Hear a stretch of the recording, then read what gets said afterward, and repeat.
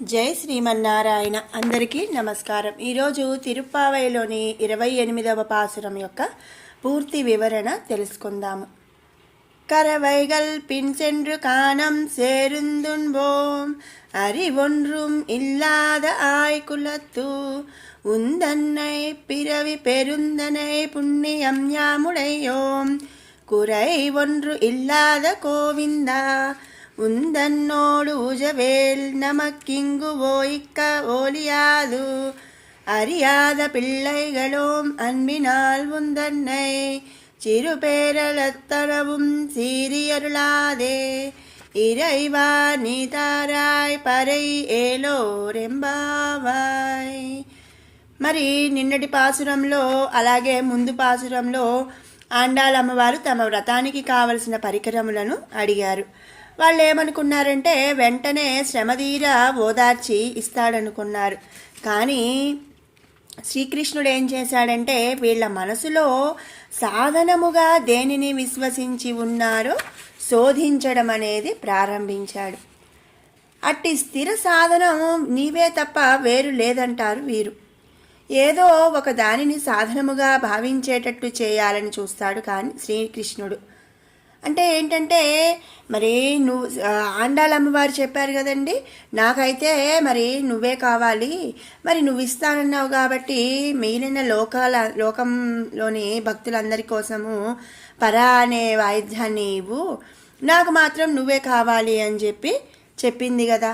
మరి ఈ స్వామివారు ఏం చేశారంటే నీవే తప్ప వేరు లేదంటారు మరి ఆండాళమ్మవారు. కానీ వేరొక దానిని సాధనముగా భావించేటట్టు అంటే శ్రీకృష్ణుని కాకుండా ఇంకా వేరే దాన్ని దేన్నైనా సరే సాధనముగా భావించేటట్టు చేయాలని తాను చూస్తున్నాడు. తనకంటే ఇతరములైన కర్మయోగము, జ్ఞానయోగమో, భక్తి యోగమో లేక వీరి ప్రయత్నమో ప్రార్థనయో ఉంది కనుక ఉపాయముగా అదే ఫలితమునందించింది అనే భావన వీరిలో కలుగుతుందా లేదా అని శ్రీకృష్ణ పరమాత్మ శోధిస్తున్నాడు. అవేవి ఉపాయములుగా తలవరు వీరు. ఉపాయము శ్రీకృష్ణుడే తప్ప వేరు కాదు అని నిరూపిస్తారు. ఉపాయాలు ఏంటంటే 2 రకాలుంటాయండి. అవేంటి అంటే సాధ్యోపాయం, సిద్ధోపాయం. మన పని వల్ల ఉపాయత్వాన్ని పొందే యజ్ఞయాగాదులు ఎంత చేస్తే అంత ఫలితం ఇస్తాయి. వాటిని చేసి సాధించవలసి ఉంటుందన్నమాట. అంటే మనం ఎంత పని చేస్తామో అంత మనం ఎంత యజ్ఞయాగాదులు చేస్తామో అంత ఫలితం అనేది వస్తుందన్నమాట. అదేం చేయాలి, వాటిని మనం చేసి సాధించవలసి ఉంటుంది. భగవానుడు ఒకరు చేస్తే తయారు కాడు కదా, మరి ఆయన ఉపాయంగా ఉండమంటే ఉంటాడు. సిద్ధమై నిలిచి ఉన్నట్టి సిద్ధోపాయం అంటారు భగవంతుణ్ణి. ఇప్పుడు ఎట్లా అంటే మరి ఆల్రెడీ భగవంతుడు మరి ఒక రూపము ఒక ఇది తయారు చేసేసి రెడీ అయిపోయి ఉన్నారనమాట. ఆ రెడీ అయిపోయి ఉన్న ఉపాయం కాబట్టి సిద్ధోపాయం అంటారు ఆయన్ని. ఆయన విషయంలో జీవుల శక్తితో ప్రమేయమేమీ లేదు. వీళ్ళు పట్టినది సిద్ధోపాయాన్ని కదా. అలాంటి సిద్ధోపాయ నిష్ఠులకు కూడా ఫలమును పొందాలంటే తాము అర్జించుకున్నదంటూ ఏమీ లేదని 6 విషయములు తెలపాలి. అంటే ఏంటంటే ఇది నేను సంపాదించింది. మరి సాధ్యోపాయం ఏంటి అంటే ఇందాక నేను చెప్పినట్లుగా మనం కష్టపడి మనం చేస్తే మనకు అది ఆ ఫలితం అనేది లభిస్తుంది. అది సాధ్యోపాయం. రెండవది సిద్ధోపాయం. ఆల్రెడీ మొత్తం రెడీ అయిపోయి ఉంటుంది, మనం దాని నుంచి మరి ఆ ఫలితం తీసుకోవటం సిద్ధోపాయం. ఇక్కడ ఆండాళమ్మవారు ఆ సిద్ధోపాయాన్ని ఎంచుకున్నారనమాట. సిద్ధోపాయ నిష్ఠులకు కూడా మరి ఆ ఫలితము పొందాలి అంటే మేము కష్టపడి సంపాదించింది ఏమీ లేదు అని ఒక 6 విషయాలు తెలపాలంట. అప్పుడు కానీ వాళ్ళకి ఈ సిద్ధోపాయం అనేది లభించదు. ఆ 6 విషయాలు మరి ఇక్కడ ఏం చెప్తున్నారంటే తాము అర్జించుకున్న యోగ్యత అంటూ ఏది తమకు లేదనాలి. అలాగే అన్ని లోపములు తమలో ఉన్నవని అంగీకరించాలి. భగవానునిలో సమస్త గుణపూర్తి ఉందనాలి. ఆయనకి మనకి విడరాని సంబంధము ఉన్నదని గుర్తించమనాలి. చేసిన అపరాధాలన్నీ కూడా క్షమించమని ప్రార్థించాలి. పొందనిదే ఉండలేనని త్వరను తెలపాలి.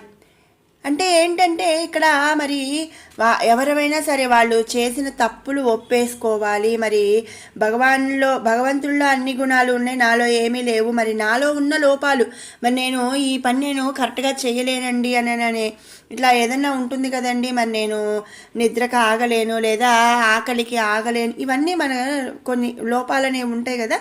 అలాంటి లోపాలన్నీ కూడా మనం అంగీకరించాలట. మరి అంతా నేనే కష్టపడి చేశాను అని అనకూడదు. నేను కష్టపడి సంపాదించింది కానీ అలాంటిది ఏమీ లేదని చెప్పి చెప్పాలట. అలాగే నిన్ను పొందలేనిదే నేను ఉండలేను అని కూడా తెలపాలట. ఈ 6 కూడా వాళ్ళు మరి విషయాలు తెలిపితేనే వాళ్ళు సిద్ధోపాయం అనేది ఫలితము పొందగలుగుతారు. యోగ్యుడైన వైద్యుని దగ్గరకు చేసిన తప్పు చెప్పి వ్యాధి తగ్గించుకోవాలి. అంతేగాని మరి నేనేం చేయలేదండి, నేను ఇంట్లోనే కూర్చొని ఉన్నాను, కానీ నా కాలుకి ముళ్ళు గుచ్చుకుంది అంటే ఎట్లాగండి? నేను పలానా అంటే ముళ్ళ కంపులోకి వెళ్ళాను, లేదా ఏదన్నా పొలం గట్టిన చెప్పులు వేసుకోకుండా వెళ్ళాను, ఆడ ముళ్ళు గుచ్చుకుంది అంటే అక్కడ మరి వైద్యుడు అనేవాడు అక్కడ ఆ కాలుకి వైద్యం అనేది చేస్తాడు. అలానే పరమాత్మ వద్ద దోషాలు అంగీకరించి క్షమాప్రార్థన చేయాలట. లోకంలో మందు, వైద్యుడు, తయారీ అన్నీ వేరువేరు. భగవత్ ప్రేమ వ్యాధికి మందు, వైద్యుడు కూడా పరమాత్మే. భేషజం భిషక్, రోగులకు మందు అవుతాడు. మిగిలిన వారికి అతృప్తామవుతాడనమాట. నిత్యులకేమి బద్ధులకేమి అందరికీ కూడా ఆయన మంచి మందే. మరి అంటే మంచి వాళ్ళకి చెడ్డ వాళ్ళకని ఏమి ఉండదండి, ఎవరికైనా కూడా ఆయన మంచి మందే అనమాట. ఒక డాక్టర్ ఉన్నాడు, ఒక రోగం వచ్చింది అంటే ఆ రోగానికి మరి వాడు మంచివాడైనా చెడ్డవాడైనా మరి హంతకుడైనా ఎట్లాంటి వాడైనా, ఆడగాని మగ కానీ పిల్లలు కానీ ఎవరికైనా సరే ఒకటే మంది ఇస్తాడు ఒక రోగానికి. అంతేగాని వీళ్ళకి ఒక రకం మందు వీళ్ళకి ఒక రకం మందు అనేది ఎలా అయితే ఏది ఉండదో అట్లాగే మరి భగవంతుడు కూడా ఒక వైద్యుడు లాంటి వాడు. ఆ మందు అనేది అందరికీ ఒకే రకం అన్నమాట, నిత్యులకైనా బద్ధులకైనా కూడా. ఆ విషయం అతనికి తెలియదు. మనం ఉపచారం అనుకొని చేసే అపచారములను కూడా సహించే ఒక మంచి మందు భగవంతుడు.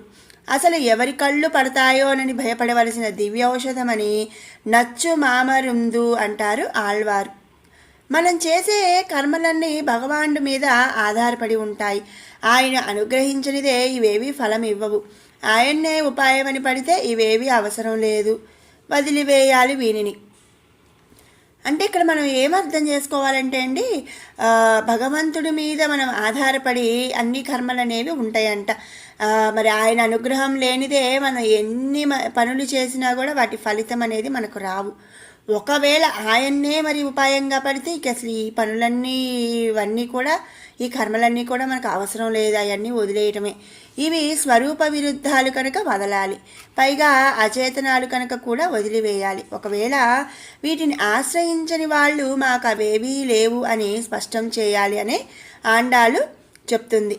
మీరు కోరినవన్నీ చూస్తే చాలా గొప్ప యోగ్యతలున్న వారికి లభించేవిగా ఉన్నాయి, మరి మీకేమి యోగ్యతలున్నాయర్రా అని అడిగాడు స్వామి ఆండాలమ్మవారిని గోపికలను. దానికి సమాధానంగా వీళ్ళు ఏం చెప్తున్నారో చూడండి. పాలిచ్చు పశువుల వెంట పోయి అడవులు చేరుతూ చద్దికూడు తింటూ ఉండేవారము, జ్ఞాన మిసిమంతైనా లేని గొల్లవాళ్ళమయ్యా, ఇది మా యోగ్యత అని చెప్పారు. శ్రీకృష్ణుడికి గోపికలు గొల్లలు వీళ్ళంటే ఇష్టం కదండి. మరి ఆ గొల్లలతో ఎప్పుడు మరి గోవులను కాయడానికి పశువులను కాయడానికి అడవులకు వెళ్తూ ఉంటాడు, అలాగే చత్తి అన్నం మూట కట్టుకొని వెళ్తూ ఉంటాడు కదా. అందుకని ఇక్కడ వీళ్ళు ఏం చెప్తున్నారంటే, మేము మరి జ్ఞానం ఇసుమంతైనా లేదు, మరి కేవలం మేము పశువుల్ని కాసుకుంటూ మరి సద్యాన్నం తీసుకొని వెళ్ళి పశువుల్ని కాసే మరి గొల్లవాళ్ళం, ఇదే మా యోగ్యత అని చెప్పారట. ఏ సాధనాలైనా చేయాలంటే వేద విచారం చేసి ఉండాలి. ముందుగా సాంగత్య వేదాధ్యయనం చేసి అర్థం తెలిసి ఉండాలి. దానికి ముందు గురుకుల వాసం చేసి ఆచార్య శుశ్రూష చేసి ఉండాలి. ఆ ఆచార్యులు విద్యా వృత్తము వంశగౌరవము కలవారై ఉండాలి. జ్ఞానవృద్ధులు వయోవృద్ధులు శీలవృద్ధులు అయి ఉండాలి, మార్గదర్శకులు అయి ఉండాలి. మేము ఆశ్రయించిన గురువులు ఈ పశువులయ్యా అని చెప్తున్నారు. జ్ఞానేన హీనః పశుభిః సమానః అని జ్ఞానరాహిత్యానికి పోలిక చెప్పే పశువుల వెంట తిరిగే మాకి పై యోగ్యత లెక్కడి నుండి వస్తాయి స్వామి. మరి మేము పశువులు కాసుకునే వాళ్ళం, మరి జ్ఞానరాహిత్యమైన పశువులతో మేము తిరిగే వాళ్ళము, మరి మాకు ఎక్కడ యోగ్యత వస్తుంది? పోనీ నిస్వార్థముగా జాతి ధర్మం అని వీటి వెంట తిరగటం లేదు. పాలిస్తాయంటేనే స్వార్థం కోసం తిరిగే వాళ్ళం. అదైనా సరే వాటి వెంట క్షేత్రాలకు వెళితే పుణ్యమైనా వచ్చే అవకాశం ఉండవచ్చు. అయోధ్య, మధుర, మాయా లాంటి క్షేత్రాలకి కాదు మేము పోయేది, అడవులకి గడ్డి కోసం. ఆ అడవులకైనా దండకారణ్యం, నైంసారణ్యం లాంటివైతే పుణ్యం రావచ్చు. కానీ ఉత్తర కిరాతులు తిరిగే అడవులు, మరి గడ్డి నీరు దొరికితే చాలు కాబట్టి పశువులకి మేము ఈ అడవికి వెళ్తున్నాం. మరి దండకారణ్యానికో నైంసారణ్యానికో మేము వెళ్ళలేదు కదా పుణ్యం రావడానికి, మరి మాకెక్కడి నుంచి యోగ్యత వస్తుందయ్యా అని చెప్పి అడిగారట.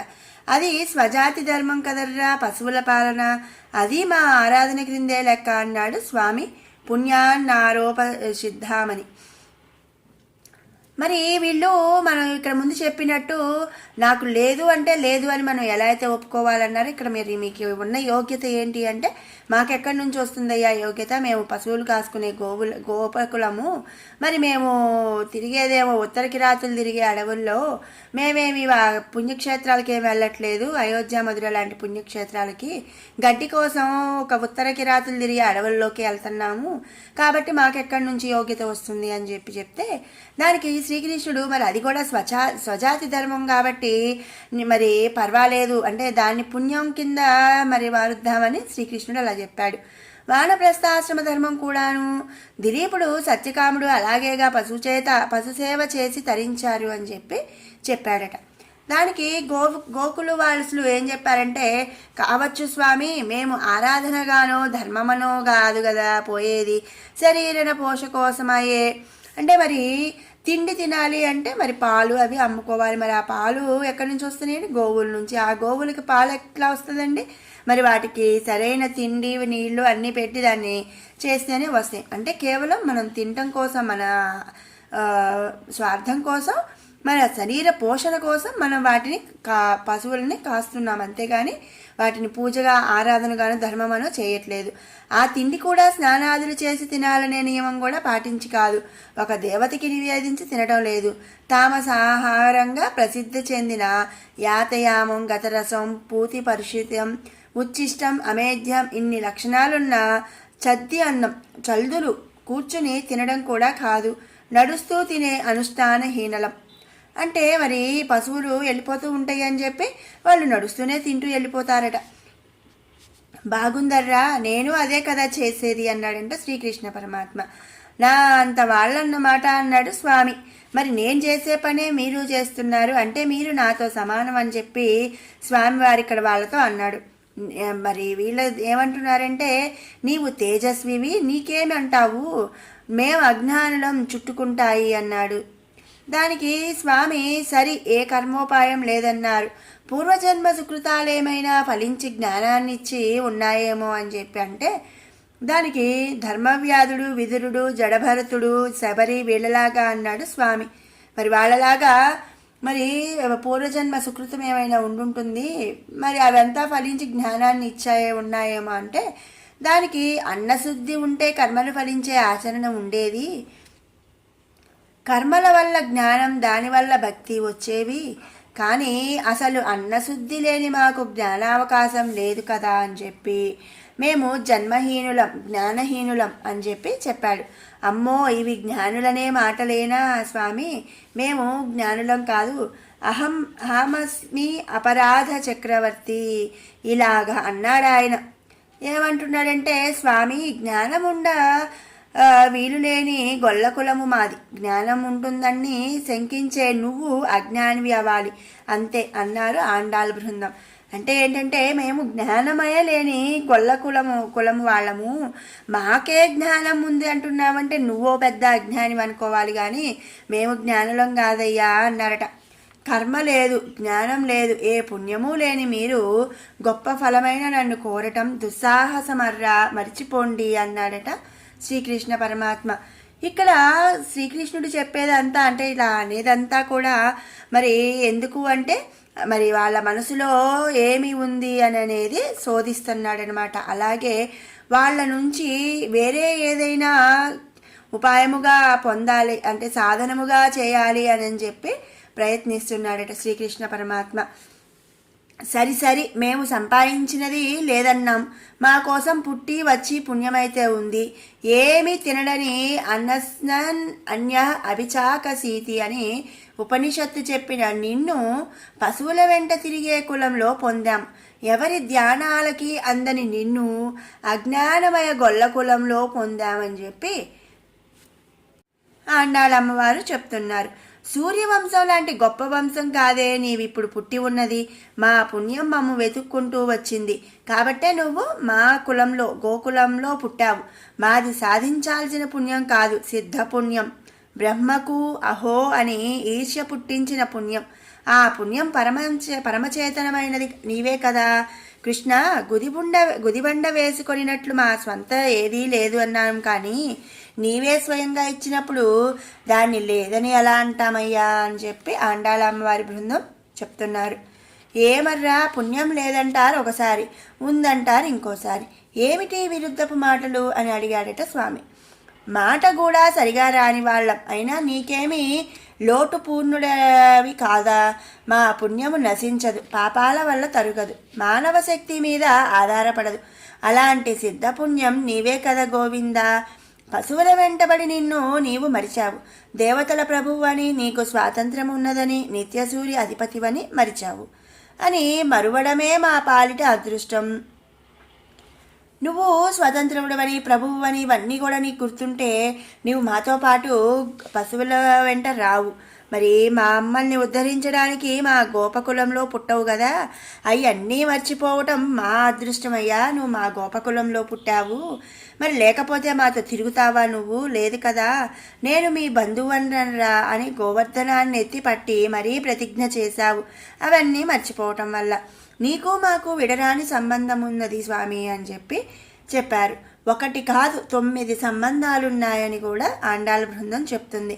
అవి ఏంటి అంటే శరీరానికి ఆత్మకు వలె గుణిగణముల వలె విడరానిది మన సంబంధం.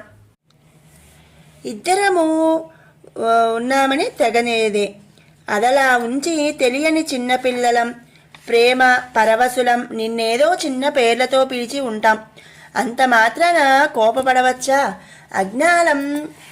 అగ్నులం తప్పు చేశాం, విఘ్నుడివి నువ్వు రక్షించాలి కదా, పిల్లలం తప్పు చేస్తాం, తండ్రివి కదా రక్షించవద్దు.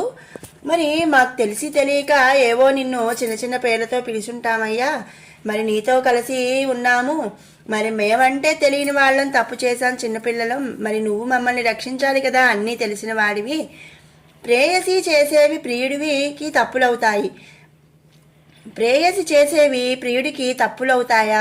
మా దగ్గర వ్యామోహంతో చేస్తే శాస్త్రాలు అడుగుతావా అని తిరిగి ప్రశ్నించారంట ఆండాళ్ బృందం. గతంలో నారాయణుడే అన్నారు గదర్రా అని గుర్తు చేశాడు స్వామి తన గొల్లవాడిని కాదనడానికి. అవును, నీవు ఆయన ఒకటే అని తెలుసులేవయ్యా గోవింద. బిరుదు నీ కష్టార్జితమైన గొప్ప పేరని తెలియక ఇతర చిన్న పేర్లేవో చెప్పావు, తప్పే, క్షమించి అనుగ్రహించు అని చెప్పి ప్రార్థించారు. దానికి సరే, ఏ యోగ్యత లేని వాళ్ళకి ఇస్తే అంతా నన్ను నిలదీయరు అని చెప్పి సందేహించాడు స్వామి. చాలేవయ్యా, నీ సొంత వాళ్లకు చేసుకుంటున్నావంటే ఎవడు అడుగుతాడు నిన్ను? మేం నీలో భాగాలు గదా, తన కాలు చేయి మీద ఎవరైనా కోపడతారటయ్యా స్వామి అని చెప్పి అడ్డుకుంటే చాలు అనుకునే ఇతరోపాయ శూన్యులమైన మాకు పరేని ప్రసాదించుమా అంటూ మామేకం శరణం వ్రజ, నన్నొక్కనివే ఉపాయమని విశ్వాసముతో ఆశ్రయించు అని స్వామి చెప్పిన క్రమంలోనే ఉపాయ నిష్కర్ష చేసి ఆశ్రయించింది ఆండాళ్ళు. రేపు ఫలమైన పరై ఏమిటో చెబుతుంది. మరి విన్నారు కదండి 28వ పాసురం యొక్క పూర్తి వివరణ. అలాగే ఆండాళ్ బృందం ఎలా శరణు కోరారు అనేది. ఈ వీడియో మీకు నచ్చినట్టయితే లైక్ చేయండి, షేర్ చేయండి. అలాగే మరిన్ని అప్డేట్స్ కోసం మన ఛానల్ని సబ్స్క్రైబ్ చేసుకోండి. రేపు 29, 30 శాక్తమురై పాసురములతో మళ్ళీ కలుసుకుందాం.